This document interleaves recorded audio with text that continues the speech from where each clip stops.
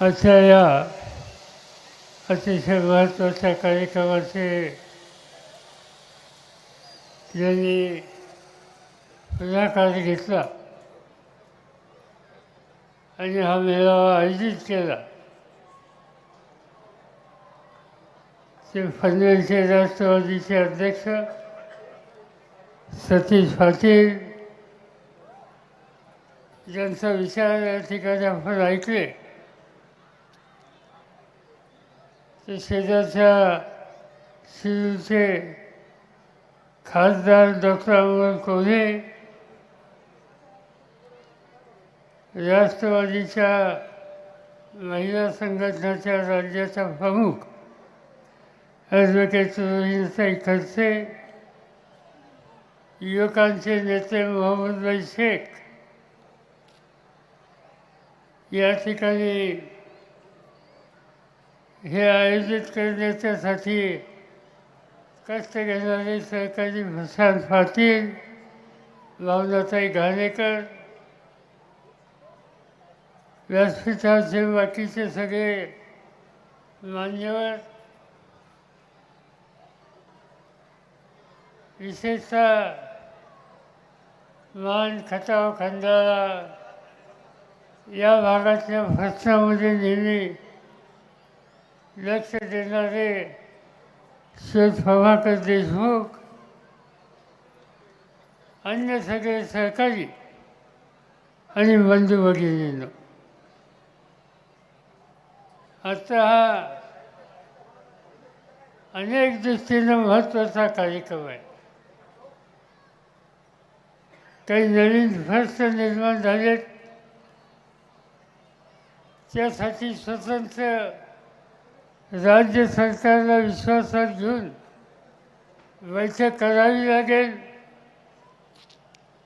आणि स्थानिक लोकांच्या जमिनी वाचतील कशा, भूमिपुत्रांना उद्ध्वस्त करणारे काही प्रकल्प यामधून मार्ग कसा करता येईल याचा विचार करावा लागेल. या सगळ्या भागामध्ये राज्याच्या भल्याच्यासाठी उन्हातान्हाचा विचार न करता घाम घालणारा जो माथाडी कामगार आहे त्यांना घरं दिली, पण त्या घराची आजची अवस्था ही बघितल्याच्या नंतर इथं अधिक काहीतरी काम करण्याची गरज आहे याची खात्री ही आपल्या सगळ्यांना फासलेली आहे.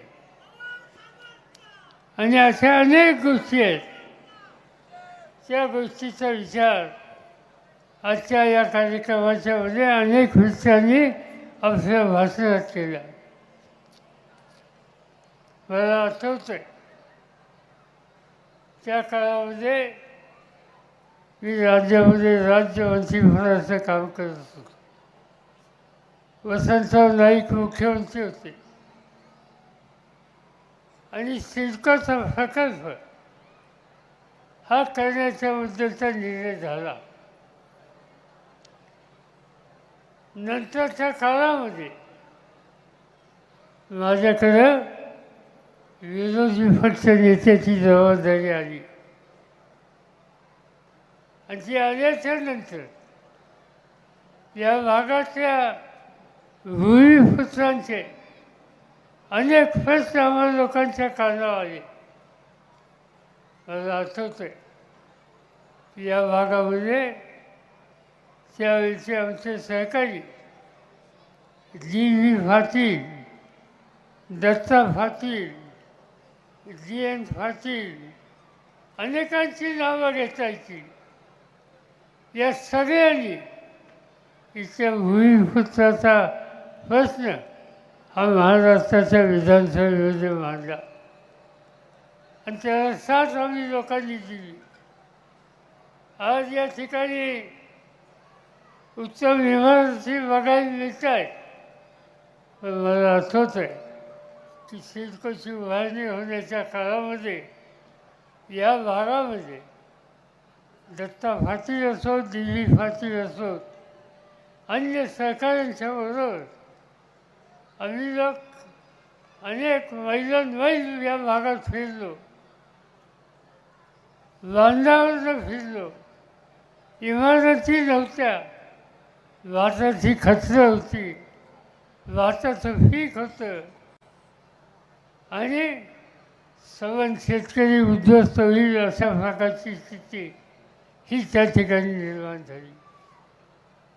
पुन्हा एकदा सत्ता माझ्याकडे आली आणि सत्ता आल्यानंतर पहिला निकाल हा घेतला की एकंदर काही विकासासाठी या भागात जमीन शेतकऱ्यासाठी घेतलेली असेल त्याची 12.5% जमीन ही पहिली काढून घ्या आणि मूळ शेतकऱ्यांच्या मालकीची करून त्याच्या फायद्यामध्ये 2 पैसे देतील अशा प्रकारचा निर्णय घेतला. त्याचा फायदा या भागातल्या अनेक शेतकऱ्यांनी केला आणि म्हणून हे निकाल घेतले. पण आज पुन्हा एकदा नवीन प्रश्न निर्माण झाले. हा नैना प्रकल्प असो, सिडकोच्या काही गोष्टी असो, या सगळ्याचा विचार करायची वेळ आली. प्रकल्प आणि विकास याला लोकांचा विरोध नसतो, पण स्थानिक लोकांना उद्ध्वस्त करून विकास ही जे संकल्पना कोणी करत असेल त्याची गोष्ट आम्ही मान्य करणार नाही. मी स्थानिक लोकांना एवढी खात्री देऊ इच्छितो की उद्या देशाचा पार्लमेंटचं अधिवेशन चालू आहे.